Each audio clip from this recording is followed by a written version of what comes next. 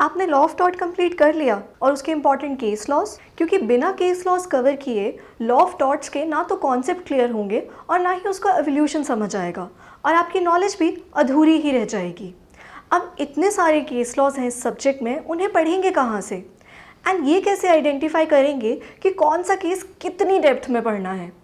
And उनमें भी इतना कुछ है याद रखने के लिए, वो भी लिमिटेड टाइम में। एंड फिर हर जजमेंट को इंस्टेंटली निकालना भी तो ईजी नहीं है। Seems a little bit unfair, no? What if I will provide you with the landmark decisions from the law of thoughts.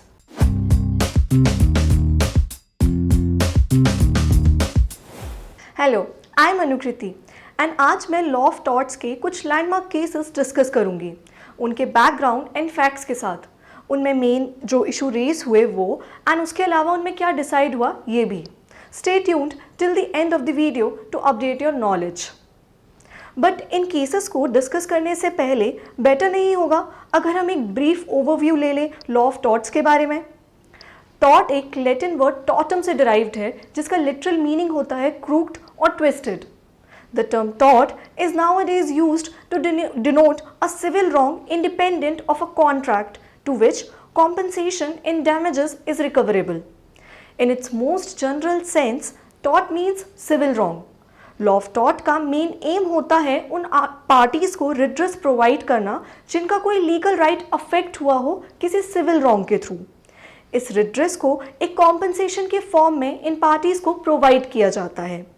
And to extract this compensation as पर tortious liability, two conditions must be fulfilled. First, a commission of a wrongful act. Second, actual और legal damage to the plaintiff. तो चलिए अब start करते हैं law of torts के important cases का discussion उनके इंपॉर्टेंट पॉइंट्स के साथ।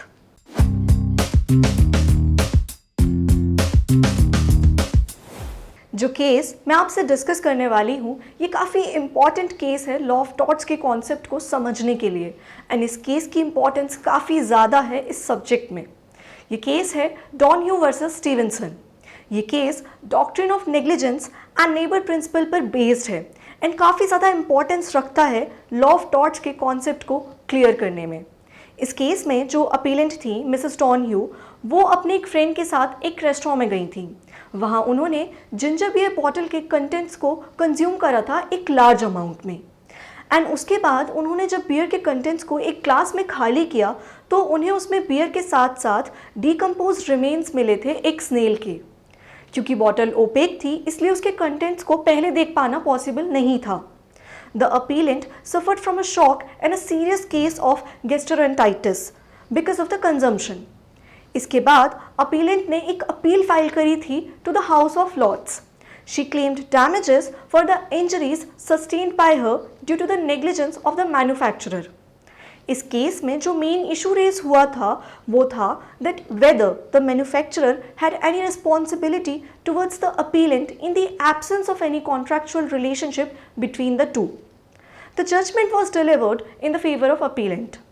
The wider importance of the case is that it established the general principle of the duty of care concept in law. इस केस के पहले ऐसी सिचुएशंस में कोई भी लीगल एक्शन तभी लिया जा सकता था जब पार्टीज के बीच एक प्रायर कॉन्ट्रैक्चुअल अग्रीमेंट हो, बट इस केस में वो सिनेरियो चेंज हुआ क्योंकि the appellate was allowed to extract damages in the absence of any such contract, making the manufacturer liable for the injuries sustained as a result of the consumption of his product. इस case में negligence को as a tort establish किया गया। इस case में ये भी decide हुआ कि अगर प्लेंटिफ ने कोई लॉस या इंजरी सफ़र की है रिस्पोंडेंट की नेग्लिजेंस के कारण towards the duty of care, तो वो रिस्पोंडेंट के अगेंस्ट सिविल एक्शन ला सकता है एंड रिस्पोंडेंट को डैमेजेस के लिए पे करना होगा इंजरीज के नेचर और एक्सटेंट के अकॉर्डिंग।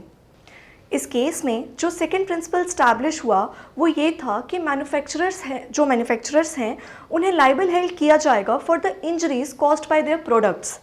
ये ऑब्जर्व किया गया कि मैन्युफैक्चरर्स की एक ड्यूटी ऑफ केयर है टुवर्ड्स द कंज्यूमर्स जो उनके प्रोडक्ट्स को यूज़ करते हैं, एंड इसलिए मैन्युफैक्चरर्स को एक रीजनेबल केयर लेनी चाहिए, एंड जो भी ऐसा नहीं करते हैं वो लाइबल हेल्ड किए जाएंगे for serving defected products to the consumers which might be harmful for them. Famous neighbour principle भी इसी केस में डिवाइस हुआ था। इसी प्रिंसिपल के कारण अपीलेंट को कॉम्पनसेशन मिला था for the injuries she sustained despite being a third party to the original contract. Under this principle जो टॉर्ट ऑफ नेग्लिजेंस की बाउंड्रीज थी वो एक्सपेंड हुई थी beyond the tortfeasor and the immediate party, and इसका ambit इतना wide किया गया कि वो इंक्लूड करे उन सब लोगों को जो कि नेग्लिजेंस के कारण अफेक्ट हो सकते हैं। Lord Atkin defined the term neighbour in legal parlance as anyone who would be closely and directly affected by one's action, and proper care must be taken to avoid causing any injuries or loss.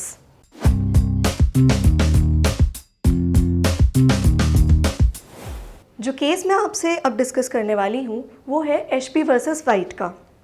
ये case इजलबेरी election case के name से भी famous है। इस case में जो plaintiff थे mister Ashby, उनका पार्लियामेंट्री इलेक्शंस में वोटिंग राइट डिनाइड हुआ था and right to vote was denied by the returning officer mister White. Mister Ashby permanent resident नहीं है, इस बेसिस पर उन्हें उनका राइट टू वोट नहीं प्रोवाइड किया गया था एंड इसलिए इवन जिस कैंडिडेट के फेवर में वो वोट करना चाहते थे उसके इलेक्शंस जीतने के बाद भी मिस्टर एशबी ने क्लेम किया था that his legal right to vote was infringed. इस केस से एक नेशनल कंट्रोवर्सी तो शुरू हुई ही थी एंड साथ में ही एक पार्लियामेंट्री डिबेट भी स्टार्ट हो गई थी। जो डिफेंडेंट थे मिस्टर वाइट, उन्होंने क्लेम किया that there was no actual loss incurred by mister Ashby by not voting, but still the plaintiff sought compensation for violation of his legal right. इस case में जो मेन इशू इन्वॉल्व था वो ये था कि whether the plaintiff can seek compensation for the violation of his legal right without any actual damage caused. The court passed the decree in the favor of plaintiff. Court ने principle of injuria sign डेमिनम यानी कि injury without damage को इसमें apply किया। Injuria sign डेमिनम ये imply करता है कि लॉ लीगल इंजरीज के नेचर को रिकॉग्नाइज करता है एक्चुअल डैमेजेस ना होने पर भी। जब भी किसी एक्शन से कोई लीगल इंजरी होती है यानी कि किसी का लीगल राइट वायलेट होता है तो ऐसे केसेस में विक्टिम को कॉम्पनसेशन प्रोवाइड किया जाता है एंड विक्टिम कॉम्पनसेशन डिजर्व करता है, तब भी जब कोई एक्चुअल डैमेज कॉज ना हुआ हो। इसी बात को ध्यान में रखते हुए प्रेजेंट केस में जहाँ कोई एक्चुअल हार्म नहीं हुआ था तब भी लीगल हार्म माना गया, मतलब जिस कैंडिडेट को प्लेंटिफ वोट देना चाहता था वो इलेक्शन जीत गया, तब भी ये स्टैब्लिश हुआ कि प्लेंटिफ का legal right to vote violate हुआ है and then when he was wrongfully denied from casting his vote and इसलिए प्लेंटिफ को कॉम्पनसेशन मिलेगा। Chief justice Holt said any injury imports harm even if it does not cost the party one furthering.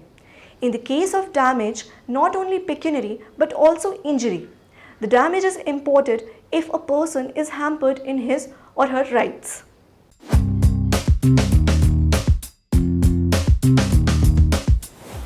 The case I am going to discuss is Gloucester Grammar School case. इस case में defendant एक school teacher था Gloster grammar school में। कुछ reasons के कारण defendant ने वो स्कूल छोड़कर अपना एक खुद का स्कूल स्टार्ट किया। ये जो न्यू स्कूल था ये डिफेंडेंट ने ग्लॉस्टर ग्रामर स्कूल के काफ़ी पास ही खोला था एंड इसकी फ़ीस 12 पेंस रखी थी ताकि ज़्यादा से ज़्यादा स्टूडेंट्स अट्रैक्ट हों। The fee charged by his previous school was 40 pence and जो डिफेंडेंट था वो स्टूडेंट्स में काफ़ी फेमस भी था। इन्हीं सब रीजंस के कारण कई स्टूडेंट्स ने ग्लॉस्टर स्कूल को छोड़कर ये जो न्यू स्कूल था उसे ज्वाइन कर लिया। इस वजह से ग्लॉस्टर ग्रामर स्कूल को काफ़ी बड़ा मॉनेटरी डैमेज उठाना पड़ा।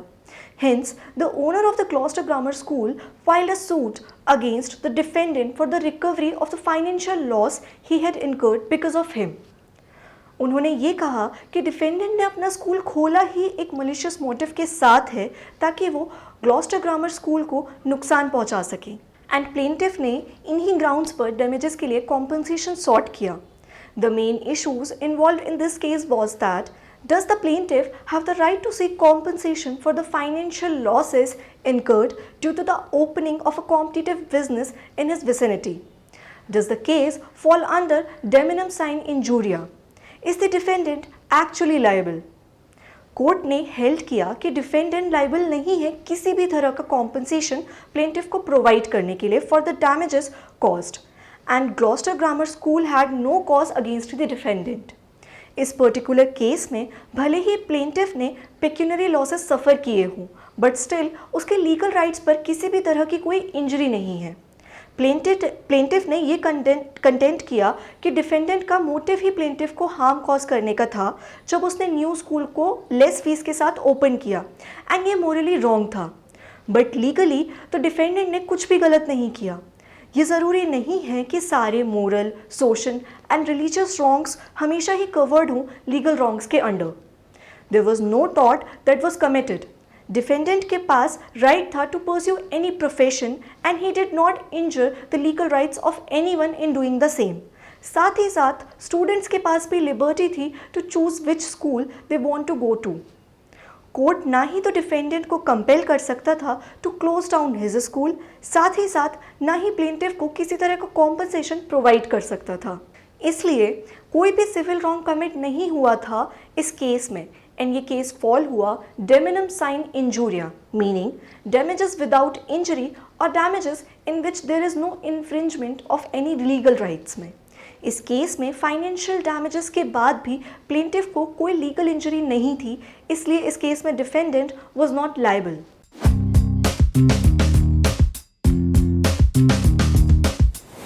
जो केस मैं आपसे डिस्कस करने वाली हूँ वो है hall versus Brooklyn auto racing club case. इस केस में डिफेंडेंट एक कार रेसिंग ट्रैक का ओनर था। जो ट्रैक था वो ओवल शेप में था एंड उसकी सर्कमफ्रेंस अप्रॉक्सीमेटली 2 माइल्स और मोर की थी। साथ ही में उस ट्रैक पर एक 100 feet wide long straight stretch थी जिसे फिनिशिंग स्ट्रेट कहते थे, एंड ये स्ट्रेच एक सीमेंट कर्ब से बाउंड थी आउटर साइड पर।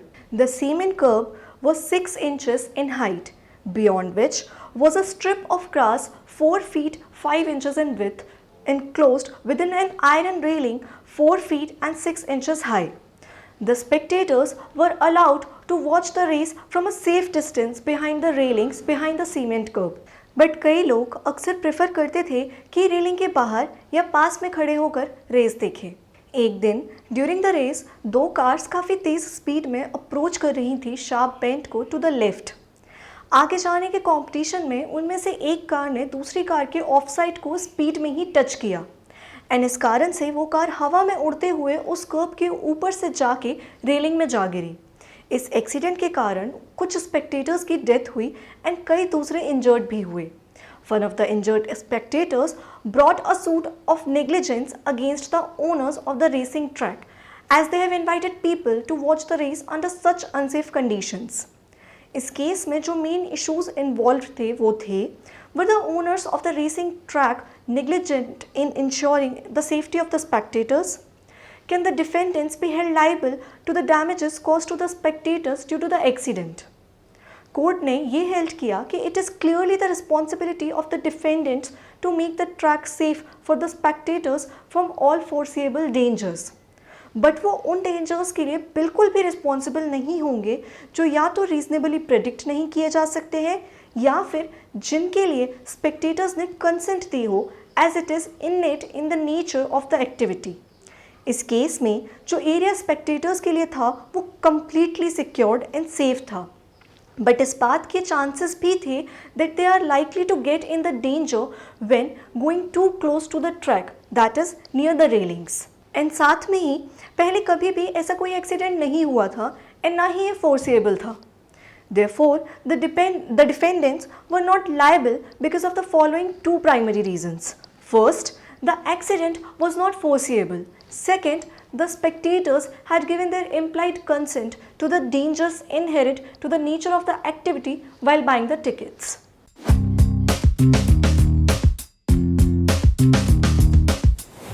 The case I am going to discuss is Rellens versus Fletcher. इस केस में जो डिफेंडेंट्स थे वो मिल ओनर थे coal mining area of Lancashire के, एंड उन्होंने डिसाइड किया to construct a reservoir on their land. जब रिजर्वॉयर बन गया एंड उसमें पानी से भरा गया तो पानी बह गया एक ब्रेक के थ्रू एंड एक अबेंडेंट कोल माइन में चला गया। It flooded the connected passageways and the plaintiff's active mine near by was destroyed. जब मैटर ट्रायल कोर्ट के पास गया the court exonerated the defendants on the ground that they were unaware of the abandoned mine shaft while constructing the reservoir. इसलिए उन्हें negligent नहीं कहा जा सकता। इसके बाद प्लेंटिफ्स ने एक अपील फाइल करी and the exchange chamber overruled the trial courts decree imposing strict liability on the defendants. But इसमें प्रॉब्लम ये थी कि ये केस किसी भी एग्जिस्टिंग टॉर्ट्स में फिट नहीं हो पा रहा था in order to punish the defendants. कोई ट्रेस पास नहीं हुआ था क्योंकि फ्लडिंग डायरेक्ट नहीं थी, ना ही कोई न्यूसेंस हुई थी क्योंकि ऐसा कुछ ऑफेंसिव या अनोइंग ना हुआ था ना हो रहा था। Finally matter House of Lords के पास पहुंचा जब डिफेंडेंट्स ने अपील की। Issues raised in the case was whether the defendant can be held liable for indirectly flooding the plaintiff's active mine without actually knowing it. If the defendant are liable, then for which tort they could be prosecuted. House of Lords ने exchequer chamber के judgement को affirm किया and ये कहा कि defendants को liable held किया जाएगा। The court also established the doctrine of strict liability under which the defendants were held liable and punished.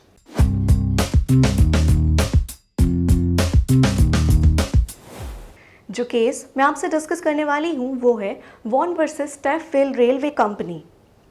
इस केस में जो प्लेंटिफ था वो ओनर था एक वुड और प्लांटेशन का which was adjoining the embankment of the railway. 14 मार्च 1856 को प्लेंटिफ की वुड्स जली हुई मिली थी एंड आग डिफेंडेंट के लोकोमोटिव इंजन से निकले हुए स्पार्क से लगी थी जब वो अपनी नॉर्मल स्पीड पर चल रहे थे। इससे पहले भी कई बार सेम वे में वुड में आग लग चुकी थी एंड कंपनी ने हर बार डैमेजेस के लिए पे भी किया था। The plaintiff again sought compensation for the burn wood from the defendant and hence filed the suit. Defendant ने क्लेम किया कि उन्होंने सारे नेसेसरी प्रिकॉशंस लिए हैं जो कि प्रैक्टिकेबल हैं एंड किसी भी तरह से एक्सीडेंट को प्रिवेंट करने के लिए यूज़ होने चाहिए एंड लोकोमोटिव्स को भी सेफ बनाने के लिए ज़रूरी है। Like a cap had been put on its chimney, the ashpan had been secured and it was operated at the slowest pace. यहाँ तक कि रेलवे के बैंक्स को भी कवर किया हुआ था इनफ्लेमेबल ग्रास से। And the plaintiff woods was also full of small, dry branches that are combustible in nature.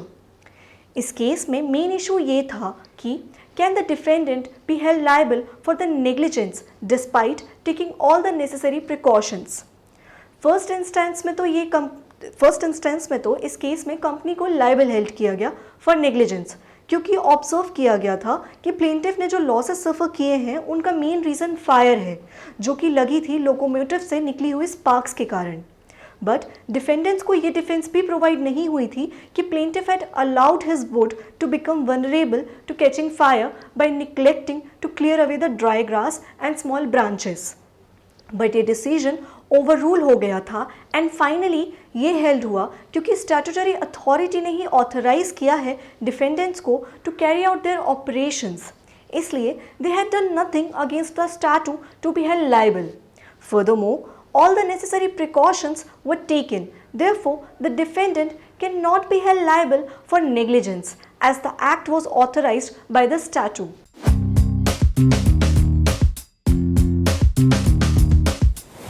जो केस मैं आपसे डिस्कस करने वाली हूँ ये एक इंडियन केस है, Jayalakshmi salt works limited versus state of Gujarat. इस केस में स्टेट ऑफ गुजरात ने एक बांध कंस्ट्रक्ट किया था एंड उसके कारण जो कोर्स ऑफ वाटर था उसमें चेंज हुआ। इस चेंज के कारण वाटर फ्लो से एक near by property Jayalakshmi salt works में कुछ इनएविटेबल डैमेजेस होने का रिस्क था। इस प्रॉपर्टी के ओनर ने गवर्नमेंट से रिक्वेस्ट की for a change in the location of the weirs so that the factory premises were not flooded, but उनकी रिक्वेस्ट नहीं मानी गई and ultimately during a heavy downpour claimant की जो फैक्ट्री प्रेमिसेस थी वो पूरी तरह से फ्लडेड हो गई। गवर्नमेंट ने इन डैमेजेस को प्राइवेटली असेस तो किया बट उन्होंने क्लेमेंट को उसके डैमेजेस के लिए पे नहीं किया। The claimant had to then approach the court of law. Trial court ने क्लेम्स को डिसमिस कर दिया इस ग्राउंड पर कि जो डैमेजेस थे वो रिजल्ट थे एक्ट ऑफ गॉड के। इसके बाद हाई कोर्ट को अप्रोच किया गया बट वहाँ ये डिसाइड हुआ क्योंकि the particular suit was barred by the limitation the respondents won't be liable and फिर ये मैटर सुप्रीम कोर्ट गया। The court had to mainly decide on two issues. First, whether the suit would be time barred under the Section 36 or Section 120 of the Limitations Act or not. Second, would the complainant act fall under the category of strict liability offences. The court held that the construction of a bandh was not a non-natural duty and hence cannot absolve the state from the duty of care it owes to the citizen. Court ने ये भी कहा कि tortious liability किसी भी reason से हो सकती है, जैसे कि मालफिसेंस, मिसफिसेंस या नॉन फिसेंस या फिर कुछ और सबसे इम्पॉर्टेंट ये है कि कॉजेशन ऑफ टॉर्ट हुआ हो। डिफेंडेंट को गिल्टी हेल्ड किया गया for breaching it's public duty, क्योंकि जो बांध का कंस्ट्रक्शन था वो एक कॉमन लॉ ड्यूटी थी एंड इसी रीज़न से कॉमन मैन ने जो इंजरी सफ़र की थी उसको कॉम्पनसेट करना भी ज़रूरी था, irrespective of who the accused party is.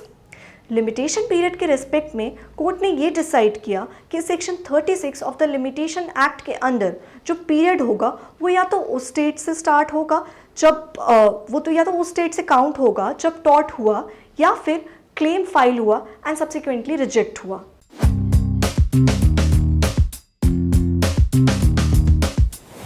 जो केस मैं आपसे डिस्कस करने वाली हूँ ये काफ़ी ज़्यादा इम्पॉर्टेंट एंड फेमस है एंड आपने इसके बारे में पक्का सुना होगा। ये केस है union carbide corporation versus union of India. दिसंबर 1984 में भोपाल मध्य प्रदेश में established union carbide pesticide plant में अप्रॉक्सीमेटली 40 टन्स तक lethal gas methane isocyanate leak हुई थी एटमॉस्फेयर में। हाई विंड प्रेशर के कारण ये केस बहुत ही जल्द मेन सिटी में भी पहुंच गई थी एंड इस वजह से अराउंड 2660 लोग मारे गए थे एंड कई लाख लोग इंजर्ड भी हुए थे। बाद में ये मरने वालों का काउंट बढ़ता ही जा रहा था एंड ये नियरली 3000 से 4000 के बीच में है। ये इंसिडेंट इतना भयानक था कि इससे सिर्फ इंडिया ही नहीं पूरा वर्ल्ड दहल गया एंड इसे डिस्क्राइब किया गया as the Hiroshima of the chemical industry. Bhopal gas leak disaster Processing of Claims Act 1985 was immediately enacted, statutorily authorizing the government of India to exclusively represent the victims.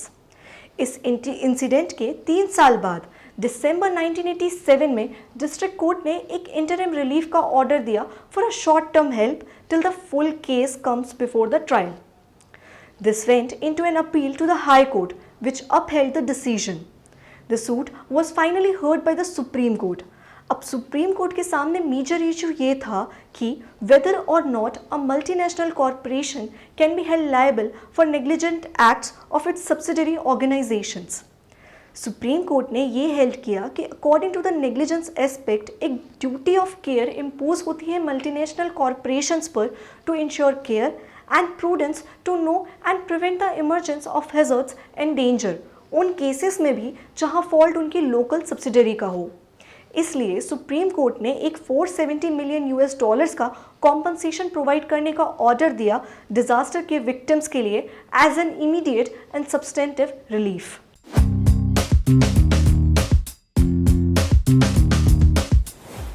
जो case मैं आपसे अब discuss करने वाली हूँ वो environmental aspect से काफ़ी इम्पॉर्टेंट है। ये केस है MC Mehta versus union of India का।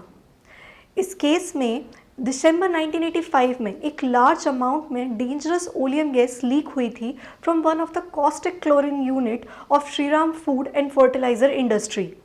ये केमिकल इंडस्ट्री काफ़ी लंबे टाइम से न्यूसेंस का रीज़न बनी हुई थी। इसके सारे यूनिट्स एक सिंगल कॉम्प्लेक्स में थे जो कि सराउंडेड थे एक थिकली पॉपुलेटेड एरिया से।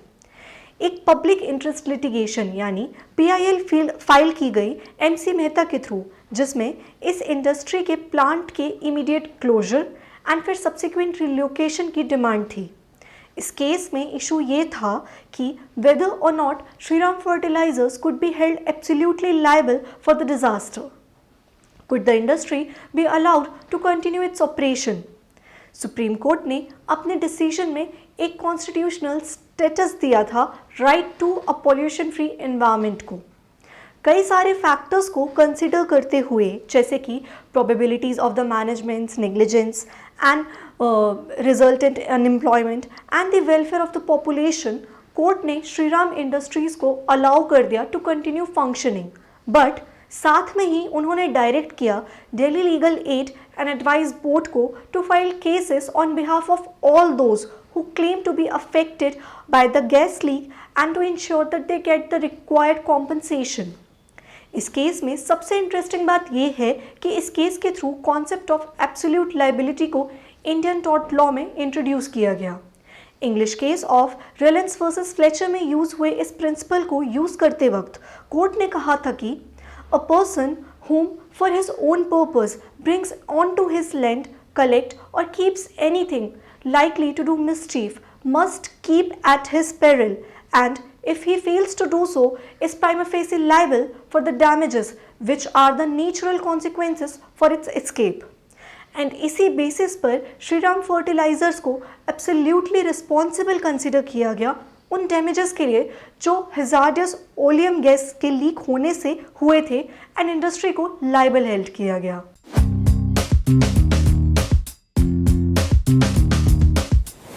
अब जो केस मैं आपसे डिस्कस करने वाली हूँ वो सोवरेन इम्यूनिटी से रिलेटेड है। ये केस है Bhim Singh versus state of Jammu and Kashmir. ये केस टॉर्ट लॉ में स्टेट की लाइबिलिटी से डील करता है। In other words the case focused on sovereign immunity. इसमें पिटिशनर एक एमएलए था Jammu and Kashmir legislative assembly का एंड वो इलीगली अरेस्ट किया गया था पुलिस के थ्रू जब वो सीट ऑफ असेंबली के रास्ते में था। ऐसा इसलिए किया गया था ताकि पिटिशनर को सेशन अटेंड करने से प्रिवेंट किया जा सके जहां पे उसका वोट सिग्निफिकेंट हो सकता था।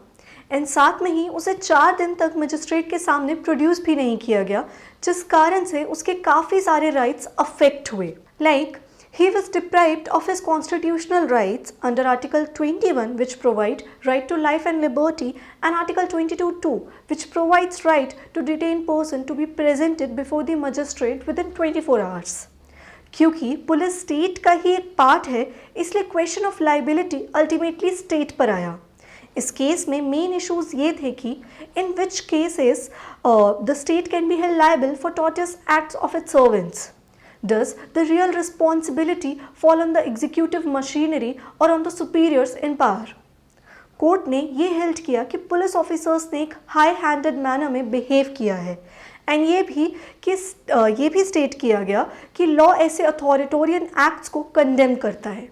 साथ में ही कोर्ट ने ये भी कहा कि ये एक क्लियर केस है in the of violation of constitutional rights का एंड ये वायलेशन पुलिस ने की है जो कि सर्वेंट हैं स्टेट गवर्नमेंट के एंड इस रीज़न से स्टेट रिस्पॉन्सिबल होगी इस केस में।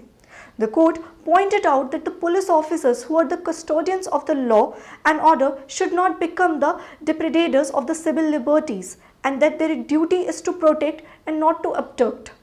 एक मॉनिटरी कॉम्पनसेशन अनाउंस हुआ 50,000 रुपीज़ का पिटिशनर के लिए। This case hence in a way weakened the doctrine of sovereign immunity by ensuring that both the state and the citizens are at the same level with the respect of the law enforcement. Therefore, the principle of monetary compensation is applied in the cases where both the state and its citizens are the wrongdoers.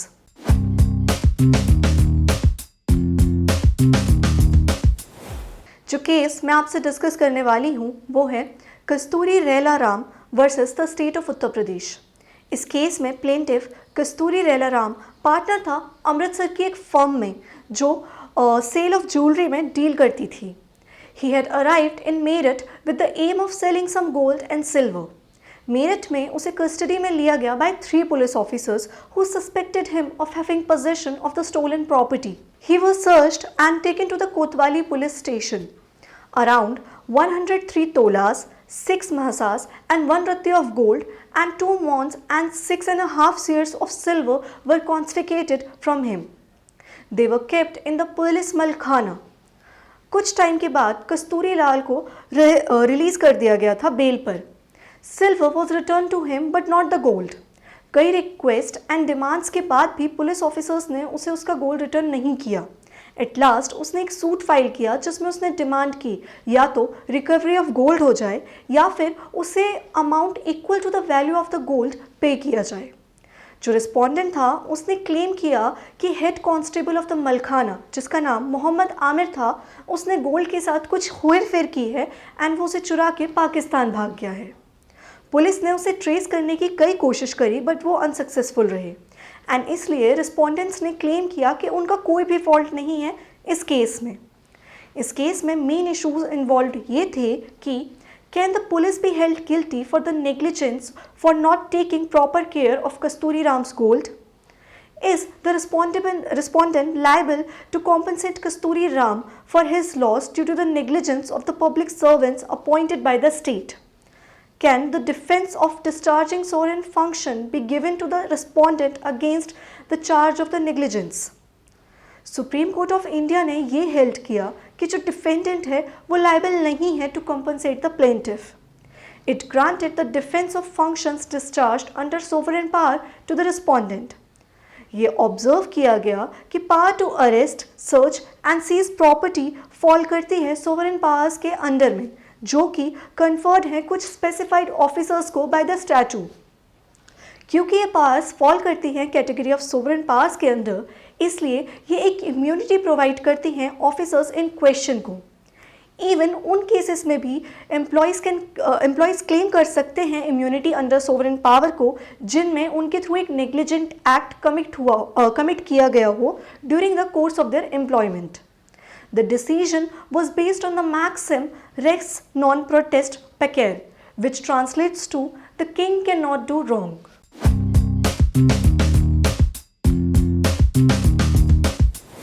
जो case मैं आपसे अभी discuss करने वाली हूँ वो private negligence से related है. ये केस है डॉक्टर रामबाज सिंह वर्सेस बाबूलाल का. The case was between a medical practitioner and the defendant owning a brick grinding machine. Plaintiff ने एक कंसल्टिंग चैम्बर बिल्ड किया था जहाँ डिफेंडेंट की ब्रिक ग्राइंडिंग मशीन थी. प्लेंटिफ का क्लेम था कि ब्रिक ग्राइंडिंग मशीन के कारण डस्ट हो रही है जिससे पॉल्यूशन फैल रहा है इन्वायरमेंट में एंड उसके कारण इनकन्वीनियंस हो रही है प्लेंटिफ को एंड उसको विजिट करने वाले पेशेंट्स को.